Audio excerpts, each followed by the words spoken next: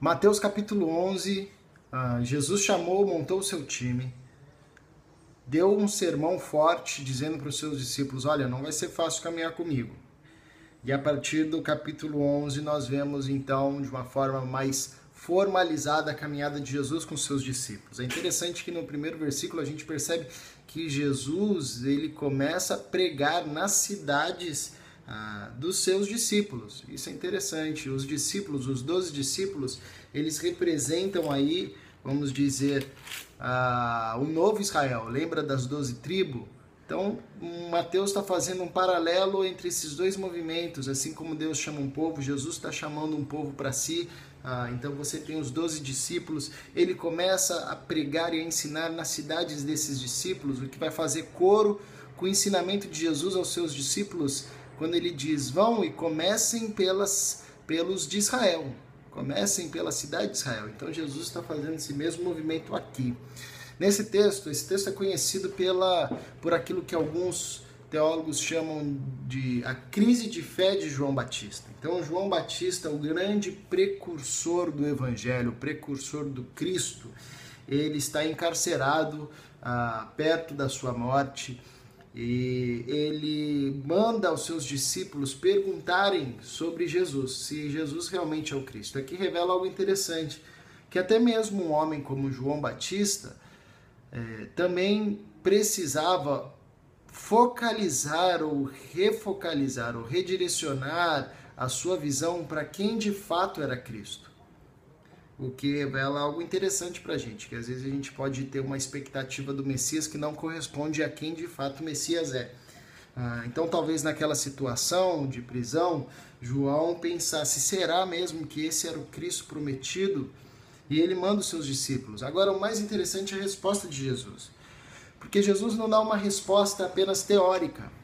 Jesus, nesse momento que ele recebe os discípulos de João, ele está fazendo muitas curas e milagres, está cuidando das pessoas, está no meio dos cegos, dos coxos, dos pobres. E ele vira para os discípulos de João e diz, olha o que está acontecendo. E essa resposta de Jesus não é uma resposta apenas que faz com que os discípulos olhem para aquela situação, mas é uma resposta que remonta às profecias do Antigo Testamento.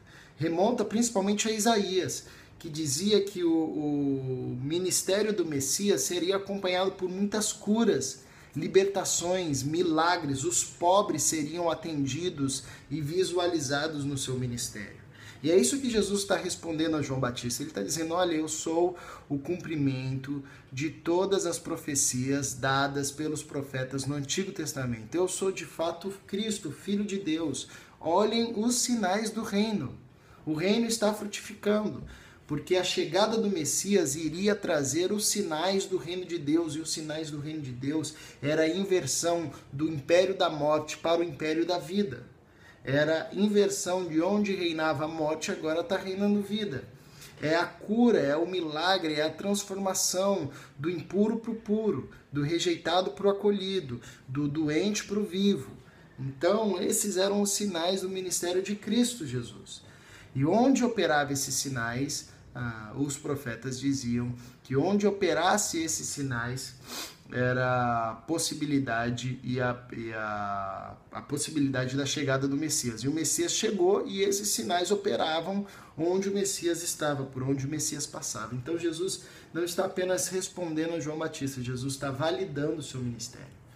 Agora é interessante, porque depois Jesus dá um sermão muito duro, dizendo sobre quem foi João Batista, e como ele era o cara profetizado também pelos profetas, como o homem que iria preparar o caminho do Cristo.